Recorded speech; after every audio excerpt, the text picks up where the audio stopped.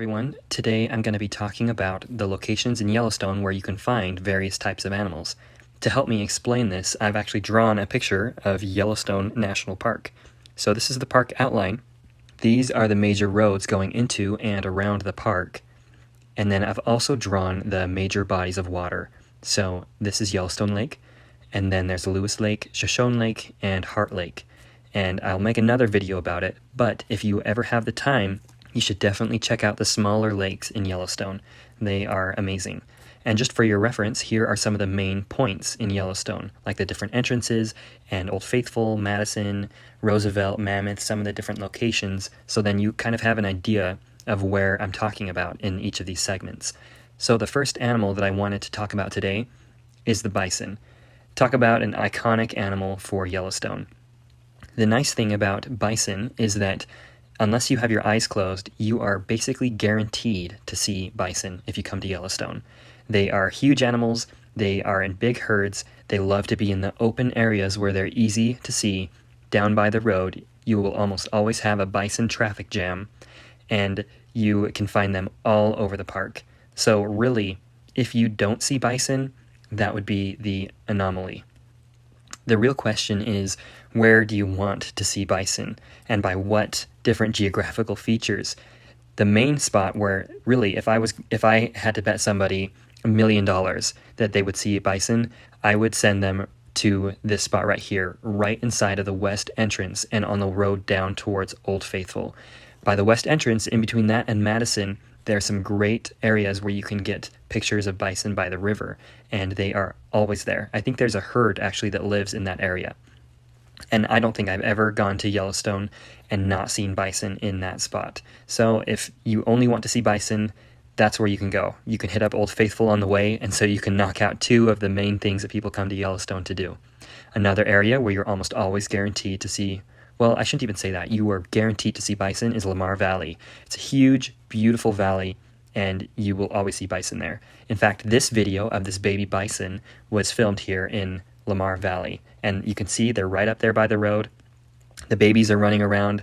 If you go in the spring, you will see these little baby bison everywhere. They are awesome and really fun to watch and have a lot of energy and are really cute. So if you want to see baby bison, go in the spring. Just don't put them in your car like some hooligans have done in the past. That's just a terrible thing, and I think in that case the bison actually died, the baby bison. So just be responsible. Stay away, get nice pictures, but stay away from the wildlife. Another spot is Hayden Valley. Again, guaranteed to see bison there. If you come during the early spring, there will still be snow. You can get some gorgeous pictures of the different creeks winding through with bison, their dark silhouettes against the white snow. It's a great time of year to come and see bison in this area, in Hayden Valley specifically. You can also see them if you go north of Madison up towards Mammoth. So those are really the best places to find bison. The next animal I want to talk about is bears. Now, bears are one of those animals that people really hope to see, but a lot of times people don't actually end up seeing. They're pretty elusive. The key to seeing bears is going at the right time of year. You want to go in the spring or in the fall. That's because there's snow or it's cold up in the mountain areas, and so the bears are closer down by the road.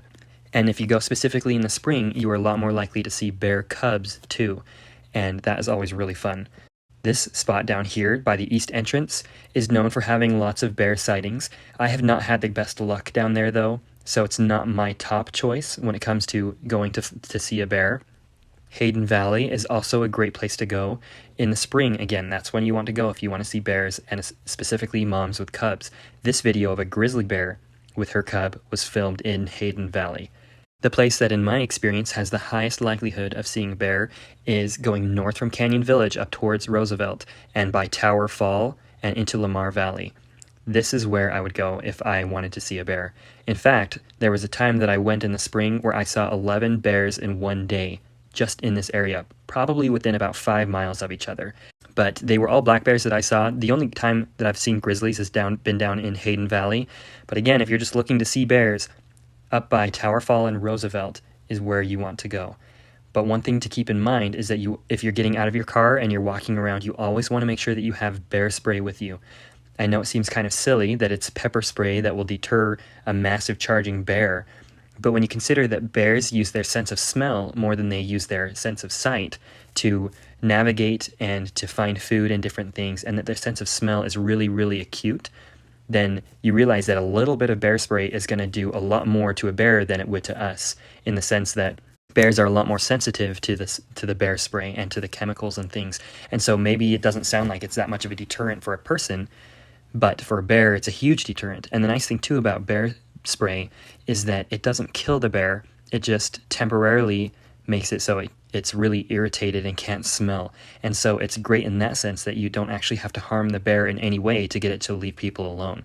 And I've actually seen bear spray used on a charging black bear, and it worked. It was not me that did the spraying, but I was there, and it was pretty incredible to see. A little scary, but pretty incredible. And I've had 2 different friends that have been attacked by bears. One of them was in Yellowstone, and the other one was just east of Yellowstone. And I'm sure in those instances, they both wished that they had bear spray with them. So it's a relatively easy way to make sure that you don't get seriously injured by a bear, or don't do something that ends up seriously injuring a bear. Now, bear spray can actually be really expensive. If you look online, it's pretty pricey. You would be surprised how expensive it is. But I would definitely recommend buying it online and not buying bear spray when you get to Yellowstone. Because just like food in an airport or food at the fair, it's going to be way more expensive if you buy it in Yellowstone than if you purchase it online and then have it shipped somewhere. So I'd actually recommend purchasing the bear spray on Amazon or some other website online and have it shipped directly to your hotel that you'll be staying at while you are visiting the area of the park. That way, you can pay a good price for it, and it'll be there when you get there, because you can't just buy bear spray in your hometown and take it on a plane, or even order it and send it to your house and then take it on a plane. They don't allow it on planes for obvious reasons. So you want to make sure that it's shipped to your hotel, and you're not paying a fortune that way. I've actually included a link in the video description to some bear spray deals that you can find on Amazon. So if you're interested, definitely check those out. The next animal that I want to talk about is an elk. Now, elk are pretty similar to bison in the sense that they're pretty ubiquitous throughout the park. They're not that hard to see, but if you want to see them with a nice rack like this one that I drew has, you need to come in the fall, specifically around September or so. That's when the elk are in the rut. That's what it's called when it's their mating season, and the male elk, the bulls, have these large racks on them. If you come in the spring, the bulls look exactly like the cows, and so you'll just see what looks like a lot of cows, which are still really cool to see, but you will not get to see the nice racks that they have on. So if you want to see elk, a great place is by Madison, and then also in Hayden Valley and up by Mammoth. There are actually some videos online that I've seen where elk are in the rut and they just get really crazy during that time period, and they will sometimes ram cars. So you want to be careful, especially up. The videos that I saw, they took place up in the Mammoth area. So you can also see them in Lamar Valley, which, as you can tell, is a great place to see wildlife since every single one so far has been in Lamar Valley. The next animal I want to talk about is the mountain goat. Now, these guys don't get a lot of attention, and nobody really comes to Yellowstone to see them, but they're pretty cool if you get the chance to check them out. They can usually be found on the side of mountains. Their white fur stands out against the dark mountain background, so you want to look for them in the summer when there's the least amount of snow on the mountains. But you will need some sort of a spotting scope or binoculars because they are usually pretty far up there. The areas that you look is just north of Mammoth towards the north entrance, and also in the northeast portion of Lamar Valley. Up again on the mountainsides, that's where you're going to see these guys. Just look for little white dots and then get out your binoculars and look and see if it's a little patch of snow that never melted, or a lot of times it'll be these mountain goats. The next animal I want to talk about is a moose. Now, moose are pretty majestic creatures, especially when you see a bull moose with a massive rack. They're pretty awe-inspiring to see. And these guys can be found wherever there's water. So some of the best places to see them is down where these lakes are. Down by Lewis Lake and also by Yellowstone Lake. Those are good spots to find them. But really, if you want to see a moose, you should go check out Grand Teton National Park. This is a drawing that I did of Grand Teton. These are some of the bodies of water. And then this is the road that goes up north from Jackson into Yellowstone. So if you want to see moose, you actually wait until you're heading north from Jackson and take a right turn right along the Grovant River. It's right down here as soon as you get into the park. The Grovant River almost always has moose that are along the river there. That's where this video that I've linked up top is of a bull moose that I saw one evening along the Grovant River. And really, if you go there, almost any evening you'll find a moose somewhere along that river. And they're nice little turnoffs. You can go walk and see these guys. They're pretty magnificent to behold, as you can tell if you watch the video that I just put the link up for. One thing to know, though, is that Gros Ventre is spelled Grosventre. It's actually French. So if you're asking people around for the Gros Ventre River, they'll know what you're talking about, but they will also know that you don't know what you're talking about. So just as an FYI. The last animal that I want to talk about are wolves. So wolves, kind of like bears, are one of those animals that people really hope to see, but often don't see when they come to Yellowstone. Wolf packs can be found basically anywhere within Yellowstone and in the surrounding area, but they are also pretty elusive and tough to see. And there are a lot of people who come looking for wolves that never find them. So if I were to tell you a place to go, I would definitely recommend Lamar Valley. And I know I've been recommending that place a lot. It's one of my favorite spots in Yellowstone, but really, if you're looking to see wildlife, that's where you want to go. It is an amazing place to find wildlife. The key, though, when you're looking for wolves, is that you have to have some sort of a spotting scope or binoculars. They're almost never by the roads, but if you pull off on the side of the road, especially in Lamar Valley, on summer evenings, you can get out your spotting scope or your binoculars, and you can see there's a wolf pack that hangs out in that area, and they're almost always along the tree line on the opposite side of the valley. And really, I'm actually at 100% for seeing that wolf pack every single time I've come looking for it on summer evenings with a spotting scope. So that's where you want to go if you want to see wolves. And if you don't have a spotting scope or binoculars, I've included some links in the description of some good spotting scopes and binoculars that are relatively affordable and also good quality. And if you don't want to buy one, as you drive along Lamar Valley, you will see areas where people are pulled off and they have their spotting scopes out and they're looking off into the distance. A lot of times you can pull over where those people are. Most people are kind enough that they will actually let you look through their spotting scopes to view the wolves.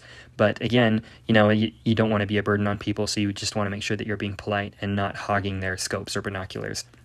That's why, again, I just recommend you bring your own or purchase your own so that you can have all the time that you want to view wolves, which are really, in my opinion, one of the most amazing creatures that you can see in the Yellowstone area. If you came to Yellowstone and you didn't see the animals that you wanted to see, there are still some other options. So here is a map of Idaho, and this is where West Yellowstone is. So that's the little town at the west entrance of Yellowstone National Park. It's in Montana, so it's right outside of the Idaho border. There's a road called Highway 20 that heads down south into Idaho until it connects with I-15. And along Highway 20, about an hour and a half south of West Yellowstone, there is a place called Yellowstone Bear World. It's like a drive-through safari park, so you can pay some money to drive in and see some of the animals that can be found in the Yellowstone ecosystem. But they specifically specialize in having bears, and you can go in and get a close-up look at a bunch of different bears. And it's a pretty cool experience, especially if you didn't get a chance to see a bear when you were in Yellowstone. Additionally, there are rumors of a new safari park that's going to be opening in the area that specializes in wolves. And I've been speaking with the guy who's going to be opening the safari park, and he says that they're going to have all the different colors of wolves that are in existence, like auburn ones, white ones, gray ones, of course, black ones. So it should be pretty cool and a great experience for those who want to see wolves up close. So there you have it. Those are my recommendations for seeing animals in the Yellowstone area. I hope that you got some value out of this video and that is able to enhance your next trip to this wonderful part of the country and really amazing part of the world.